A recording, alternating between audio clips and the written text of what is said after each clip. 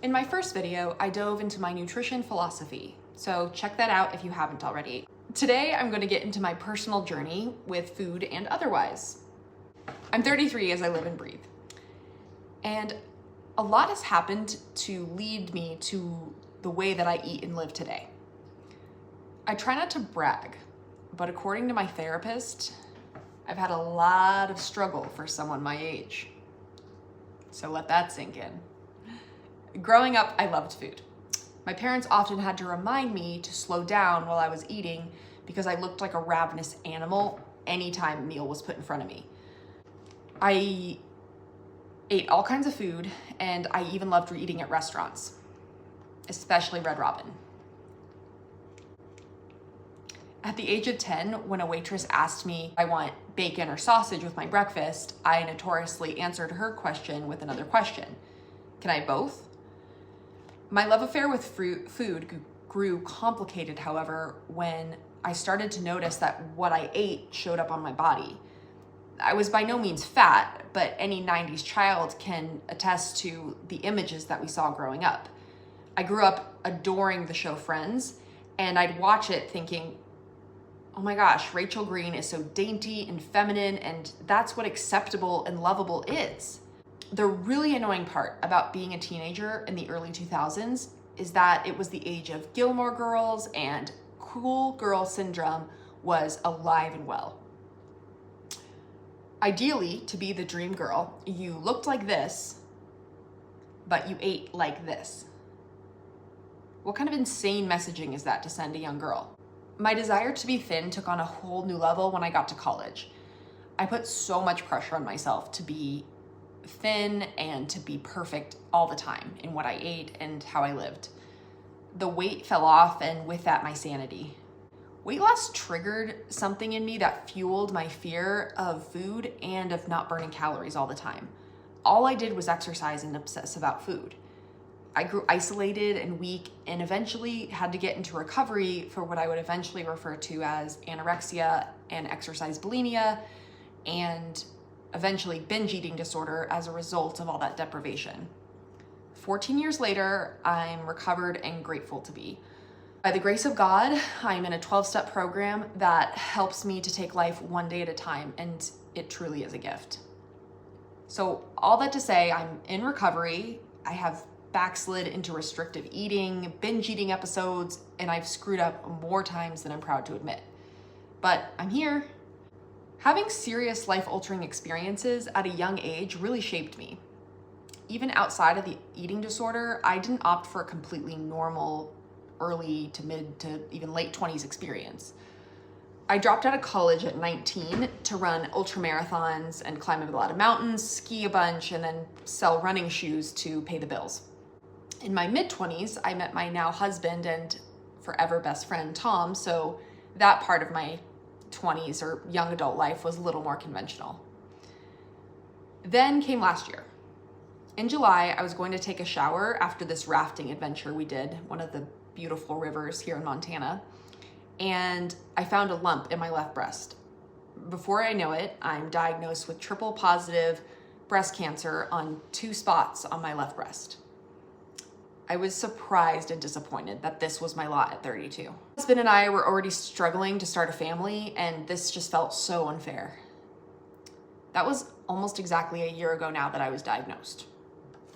So how does this all relate back to food?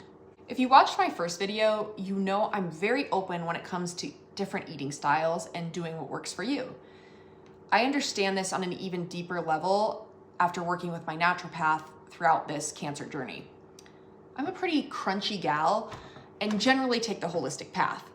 So while we did make the decision to go with a very conventional approach to my cancer treatment, I also wanted to work with someone who could help me after my cancer treatment and during it to set my body up to be as non-cancer promoting as possible. I can't emphasize how much I truly think that the biggest problem with 99% of the nutrition and exercise advice out there is this complete lack of context for who we're talking about. 3 words: we are different.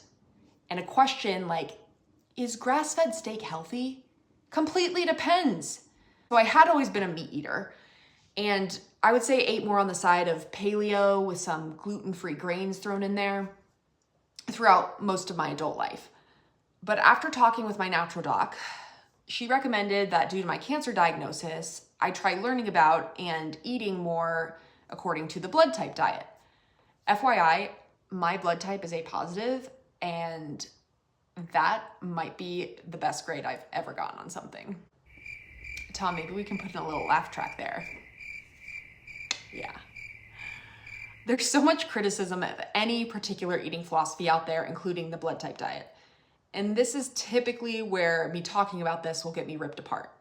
And if you're here to be a critic for that, please let me know. I'd love to hear what you think. Just don't be too mean to me, like don't personally attack me.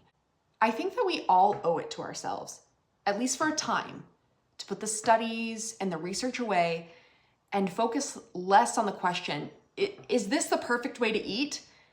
And more on the question, how do I feel when I eat this way? We stay so in our heads when it comes to nutrition. We're thinking, we're reading, we're researching. With that, we miss the opportunity sometimes to quiet the noise, tune in, and ask our bodies, how do I feel? In my case, opting for more tofu and less steak has genuinely put my body in a state of ease. Even after 6 rounds of some of the harsher chemo drugs on the market, my digestion still feels really good. I eat less fat and more carbs than I used to, and even my blood sugar regulation is better. Even my liver markers that had been an ongoing problem for years have improved. The key to this seeing how I felt experiment was for me not to be biased towards the outcome. I had to stop listening to that egotistical nutritional therapy voice that said, you should know exactly how to eat, and just sit back and observe the results.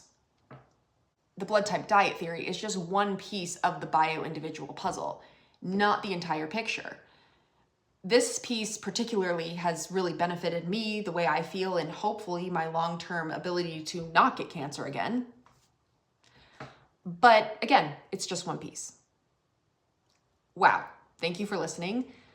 If you're still here, I'm insanely grateful. I'm finally going to be getting into the kitchen in the next couple weeks, and I can't wait to get cooking with you. I'm aiming for a new video every Tuesday, so please keep watching. That sounded so desperate. Please subscribe, please like this video. I know every YouTuber says it, but we say it because it helps. The really cool thing about having such an embryonic channel is that I get to connect with you guys. So if you have any ideas of things that you would like to see, if you have any questions I might know the answer to, but maybe not, maybe we'll learn together, that would be awesome. Please comment below. It would mean the world to me. I can't wait to keep going with you guys. See you next time.